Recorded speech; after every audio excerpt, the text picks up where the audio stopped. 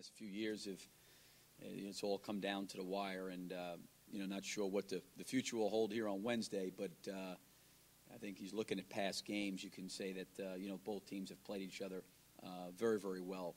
So going on the road, coming off an emotional win for us here against South Carolina. I think the fact that South Carolina is coming off a loss at Tennessee, I think we fully expect that we'll get their best performance on Wednesday and that they'll play very, very well. Certainly Downey's a huge dilemma, I think, for every team, just with what he's doing.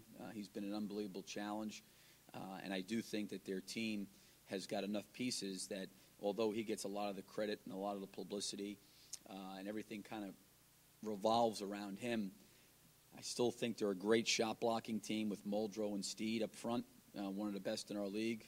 I think they got a low post scorer in Muldrow.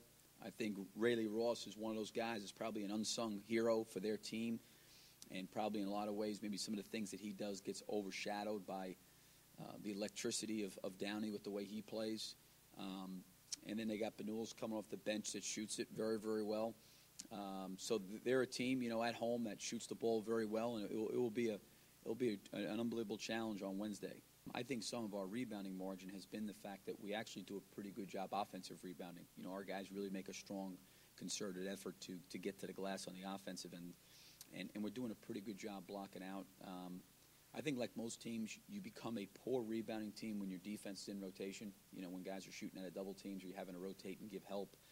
And in the game, I thought against Mississippi State, because we were able to stay locked up man on man, and Bernardo was going one-on-one from the post, it really enabled us to block out a lot better, and we only gave up 9 offensive rebounds. And on our end of the floor, just because I think of some of the movement and the help and the rotation part, we were able to get in there and get some offensive rebounds. So I think being older, I think maybe being a little bit tougher than we were a year ago, and I think also a commitment on those guys' part to try to make that a point of emphasis of an area that we needed to get better at.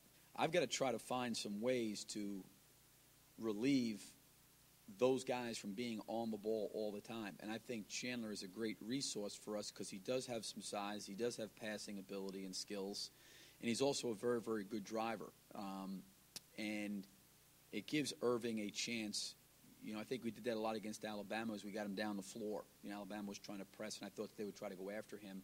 But we got him down the floor, and we were able to use Dan and Chandler, or Kenny and Chandler, back there and get him down the floor where he could be on the receiving end of maybe getting some shots or putting the ball on the floor. So I think we've got to continually do that, but I think we've got to mix it up. I think if you just go to Chandler the whole entire time, teams are going to play for that. So I think that at different points in the game, mixing Chandler at the point is helpful based on how Irv's going or how he's feeling or how much pressure he's under.